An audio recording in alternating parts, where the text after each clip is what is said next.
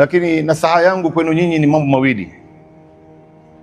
Jambo la kwanza, usishiriki katika sherehe ya Krismasi katika njia moja au nyingine, na lau utashiriki, ndugu yangu, upate kujua wewe vile vile umeshiriki katika kumtukana Mungu, kwamba Mungu ana mtoto.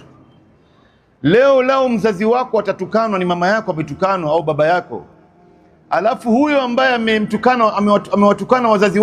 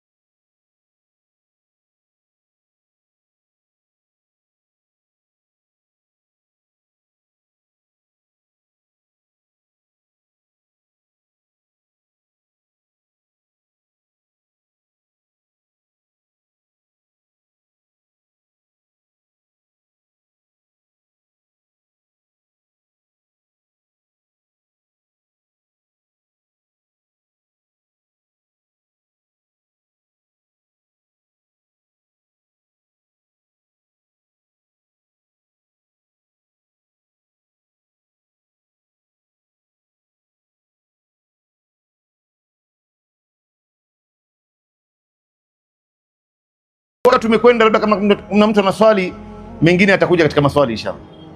Naam, insha wa salamu alaykum. Ndio kuna saizi wanaleta zawadi kabla siku ya Christmas. Ndio kabla Christmas hiyo pia ni lakini sasa hii zawadi aliyokupatia ameieleza kama ni zawadi ya Christmas ama ni zawadi ya kawaida tu?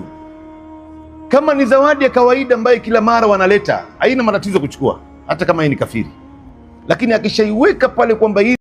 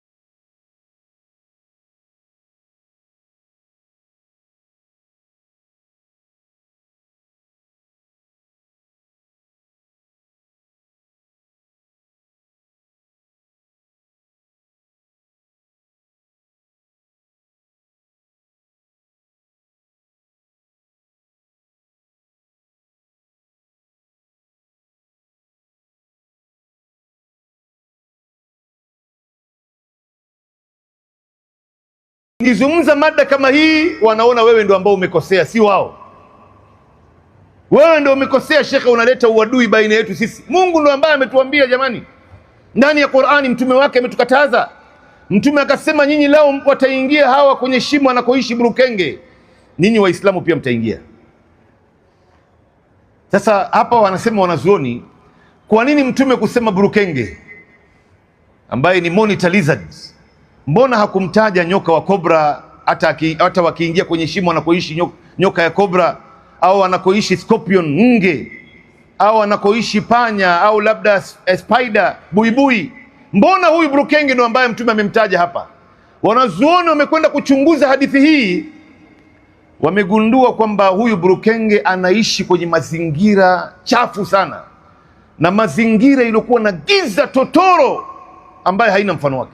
Wanasema huyu monitor lizard, huyu Burukenge huyu, ile shimo ambaye anaishi, kwanza kuna kila aina uchafu huko ndani, mifupa, damu, baadhi ya ngozi chafu yote iko ndani mle. Kisha hakuna nyumba iliyokuwa, pango iliyokuwa na giza kama pango ya Burukenge, giza totoro, manake mchana watu waonani. Alafu huko ndani ya nyumba yake, maficho yake huyu Burukenge, kuna wanyama wengine pia hatari wanaishi huko. Kuna nyoka ya kobra, kuna panya.